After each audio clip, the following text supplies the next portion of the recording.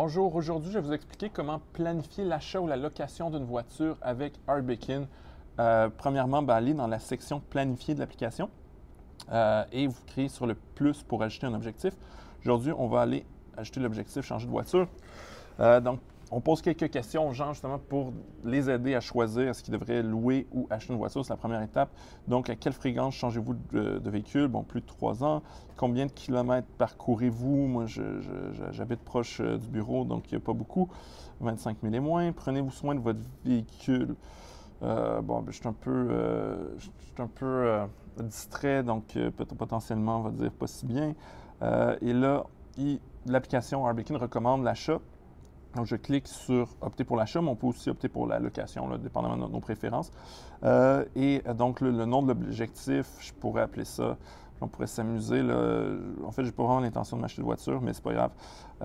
On va marquer une Mustang électrique. Je me souviens plus du nom du modèle, mais mettons que je trouvais que c'est une belle voiture, même si c'est probablement pas un investissement et c'est une dépense quand même importante. Est-ce que cette voiture va remplacer la voiture actuelle? Bien, non, parce que j'ai pas de voiture.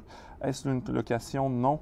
J'ai aucune idée comment cette voiture vaut, mais on va dire qu'elle vaut cher, donc je suis sûr qu'elle doit valoir quelque chose comme au moins 50 000 $. Donc, probablement que je n'aurai pas les moyens de me l'acheter, mais c'est pas grave. Donc, on met 50 000 $.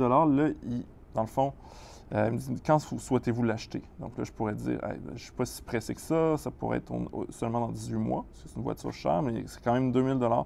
Donc, il me demande aussi, allez-vous emprunter pour l'acheter? Donc, je ne pense pas que c'est probable que j'économise 3 000 $ par mois, vu mes revenus, donc je dirais oui. Durée du prêt, 36 mois, je pourrais dire une mise de fonds on pourrait dire 3 000 $, ou dans le fond, je devrais économiser plus, on va dire 5, 1, 2, 3. Donc, 5 000 $, taux d'intérêt, on va dire à 5 % mais il y a peut-être des meilleurs financements. Il faudrait voir, les taux d'intérêt sont bas. Et donc, essentiellement, le calcul, c'est qu'il faudrait que j'économise 277,77 $ par mois pendant 18 mois pour avoir mon cash down de 5 000. Et ensuite, je paierais mon prêt 1 300 par mois. Donc, il faut réfléchir, est-ce que c'est dans mon budget?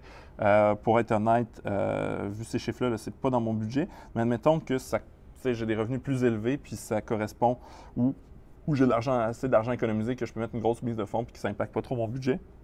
Je pourrais dire ça. Donc, se revendu dans le futur, l'idée, c'est est-ce qu'on va finir par la revendre? Moi, dans mon cas, on va dire que si j'achète une Mustang électrique, probablement parce que je veux en profiter puis je vais la conduire jusqu'à ce qu'elle brise. Donc, je vais faire suivant. Et là,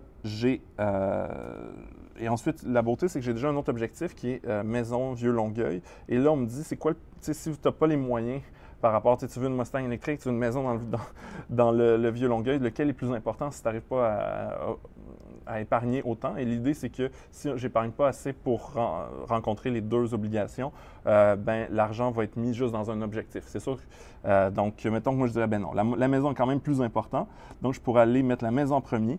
Mais si je réussis à épargner assez pour les deux objectifs vont progresser là, au même rythme. Donc, je clique ici et j'ai l'objectif et là, ça impacte un peu ma courbe d'épargne. On voit que ça diminue parce que je suis en train de faire des paiements de voiture, puis à un moment donné, ça augmente.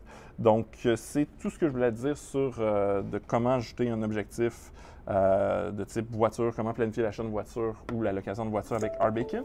Sur ce, si vous voulez justement utiliser cette fonctionnalité-là, je vous invite à télécharger Arbekin dans Google Play si vous avez un téléphone Android, dans le App Store si vous avez un iPhone.